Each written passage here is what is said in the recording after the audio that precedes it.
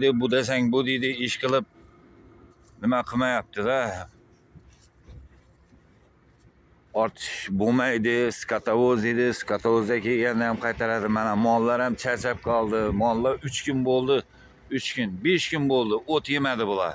2 kunda Rossiyadan o'tdik. Astraxandan chiqdik, yine Qozog'iston tamoji.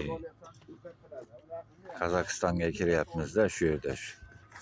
Mana shu granitsa shu. Kurmangazi.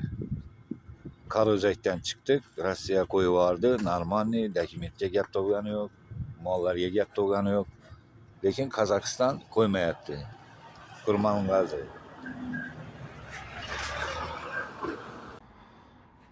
Assalomu alaykum hurmatli azizlarim. Sog' omonmisiz? Azizlar, kecha video qo'ygan edik. Mana shu buqalarimiz kelayotgandi. Rossiya Federatsiyasidan Astraxandan o'tib Qozog'istonda Kurmangazi degan joyda shu chegara postida mollarimizni ushlab turgan edi. Allohga behisob shukrlar bo'lsin. Mollarimiz hammasi sog'lom, yaxshi. Hammalaringizga rahmat. Shunaqangi kommentariyalar bo'ldi.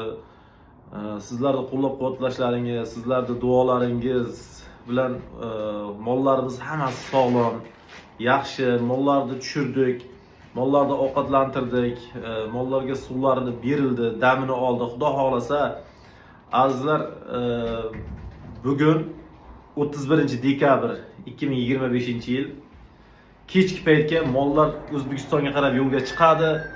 Xudo xolasa, tez kunda videolarimizni chiqarib o'sha mollarni sizlarga ko'rsataman. Xudo xolasa arzon narxlarda ana shu xalqimizga yetkazib beriladi. Hammalaringizga rahmat akalar. Qozoq eliga ham rahmat. Qozog'istonliklar kecha menga 50 nafardan ziyod qozoq aka-ukalarimiz telefon qilishdi. Adresini ayting, biz mollarga suv beramiz, o'tlarni olib borib beramiz.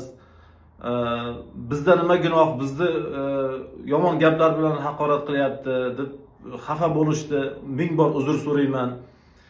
Telefon qilishdi. Hozir manzilda ayting, shofyorlarning telefon raqamini bering, biz yeguliklarni yetkazib beramiz. Qancha yem xashak bo'lsa, suv bo'lsa olib borib beramiz deyishdi. Katta rahmat o'sha qozoq eliga. Akalar, hammasi yaxshi bo'ldi. Mollarimiz sog'lom. Suvlarini ichdi, yemlarini yeb, mana 20 soat damini oldi mollar. Xudo xohlasa, shu bugun kechga yo'lga chiqadi. Nasib bo'lsa 2-3 kunda O'zbekistonda bo'ladi. 2026-yilda O'zbekistonda bo'ladi. Meni kuzatib boringizlar, layklarni bosib qo'yingizlar. Obuna bo'lmaganlar podpisatsiyani, obuna tugmalarini bosib qo'yingizlar. Hammalaringizga rahmat akalar. Sizlarning duolaringiz bilan shunchalik mollarimiz saqlab qolindi. Hammalaringizga rahmat. Sog' bo'lingizlar, omon bo'lingizlar. 2025-yil kim nimaiki orzusiga yetmagan bo'lsa, 2026-yil boshidan o'sha orzulariga yetsin. Allohim xayr baraka bersin xonadonlaringizga. Obunachilarim, men sizlarni yaxshi ko'raman, hammalaringizni. Shunday qo'llab-quvvatladingiz, duo qilib turdilaringiz. Hammalaringizga mingdan ming rahmat, tashakkur.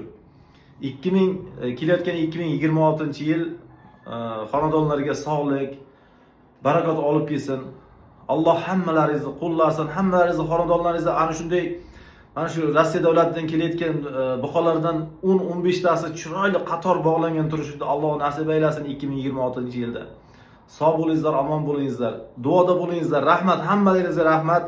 Xavotir olayotganlar juda ham ko'p edi, xavotir olmasin. Hammasi yaxshi. Mollarimiz sog'lom, damini oldi, suvini, o'tini, yemini yedi. Xudo xolasa bugun kechga chiqadi akalar. Qozog'istonlik akalarimizga ham rahmat. Juda ham kecha telefon qilib qo'llab-quvvatladi. O'zimiz qarashamiz, o'zimiz ovqatini o'zimiz beramiz deb qozoq eliga ham rahmat. Qozog'istonliklar, hammalaringizni kelayotgan 2026-yil yangi yil bilan tabriklayman. Sog' bo'lingizlar, omon bo'lingizlar. Butun o'zbek xalqini, qozoq xalqini tabriklayman. Sog' bo'lingizlar. Mana shu kuzatishda davom eting. buqalarimizni sog' salomat ko'rsataman sizlarga. Omon bo'lingizlar.